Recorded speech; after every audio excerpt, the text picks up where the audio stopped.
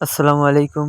এই দেখতে পাচ্ছেন আজকে আমাদের আমাদের আদার যেই বস্তায় আদা চাষ করেছিলাম, ওই আদা চাষগুলার গাছগুলা একদম দেখতে পাচ্ছেন খেরের মতন শুকিয়ে গেছে। এই আদাগুলা আর কিছুদিনের মধ্যে উঠিয়ে ফেলা হবে।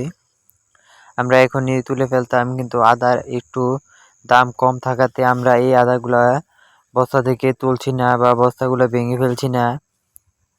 মাশাল্লাহ, আগেও কয়েকটা ভিডিও দিয়ে দেখেছিলাম কিভাবে বস্তায় আদা চাষ করতে হয়, কি কি সার প্রয়োগ করতে হয়, কি কি ওষুধ দিতে হয়। ওইগুলা ভিডিও যদি না দেখে থাকেন তাহলে অবশ্যই আমাদের চ্যানেলে ঢুকে দেখে আসতে পারেন। আদার ভিডিওগুলা পার্ট পার্ট বাই দেওয়া আছে, কিভাবে আমরা আদায় কি কি করেছি ওইগুলা সব কিছুই দেওয়া আছে। দেখতে পাচ্ছেন মাশাল্লাহ, এই আদা গাছের ভিডিও দিয়েছিলাম, গাছগুলো অনেক সুন্দর হয়েছিল।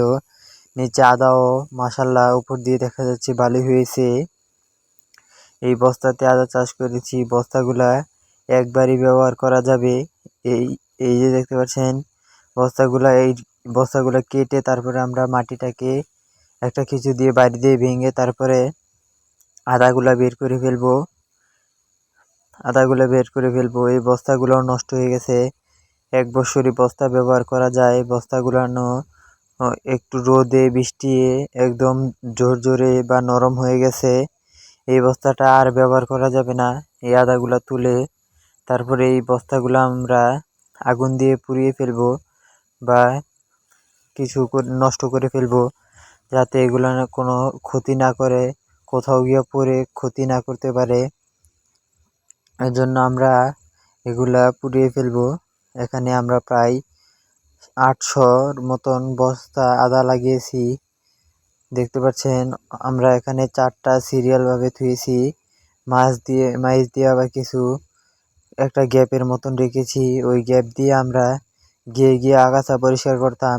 তারপরে যখন গাছগুলো অনেক বড় বড় হয়ে যায় তখন আর এটার ভিতরে ঢোকা যেত না, একবারে অন্ধকার হয়ে গেছে পুরোটাই। এই গাছগুলা লাড়া লাগলেও আদাগুলো নষ্ট হয়ে যায়, এর জন্য আমরা আর ভিতরে ঢুকিনি।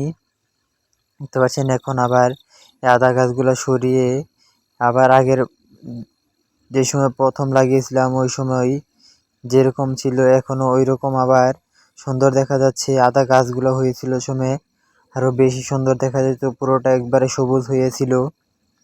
দেখতে পাচ্ছেন মাশাআল্লাহ, বস্তার মুখে দেখা যাচ্ছে কি পরিমাণে যে আদা হয়েছে। মাশাআল্লাহ, অনেকটাই আদা হয়েছে। এগুলা আর কিছুদিনের মধ্যেই তুলে ফেলা হবে।